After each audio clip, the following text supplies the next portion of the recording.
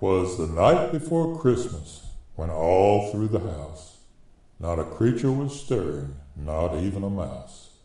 The stockings were hung by the chimney with care, in hope that St. Nicholas soon would be there. The children were all nestled and snug in their bed, while visions of sugar plums danced in their head.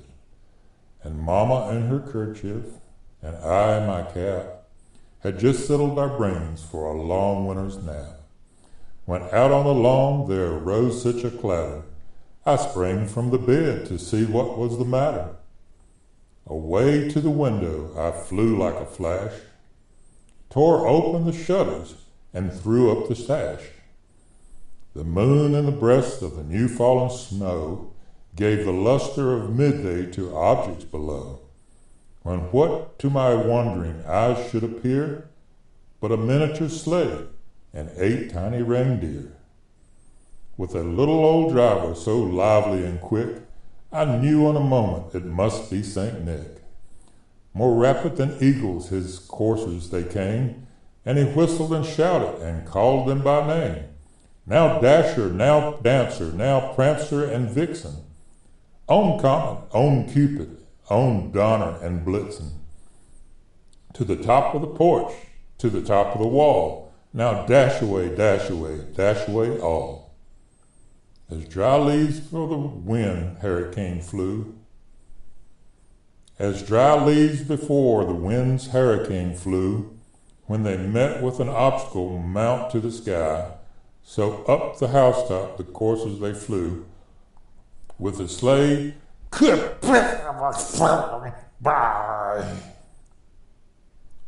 with the sleigh full of toys, and St. Nicholas too. And then in a twinkling I heard on the roof the prancing and pawing of each little hoof.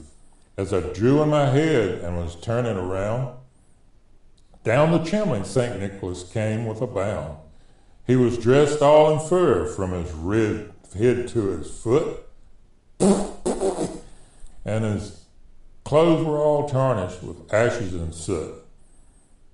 A bundle of toys was flung on his back, and he looked like a peddler just opening his pack. His eyes, how they twinkled, his dimples, how merry.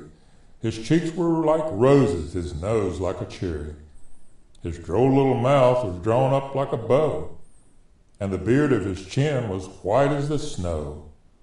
The stump of the pipe he held tight in his teeth, and the smoke had encircled his head like a wreath. He had a broad face and a little round belly that shook when he laughed like a bowl full of jelly. He was chubby and plump, a right jolly old elf, and I laughed when I saw him in spite of myself. A wink of his eye and a twist of his head soon gave me to know I had nothing to dread. He spoke not a word, but went straight to his work, and filled all the stockings, then turned with a jerk, and laying his finger aside his nose, and giving a nod, up the chimney he rose. He sprung to his sled, to his team gave a whistle, and away they all flew, like the down of a thistle. But I heard him exclaim, ere he drove out of sight, "Merry Christmas to all, and to all a good night."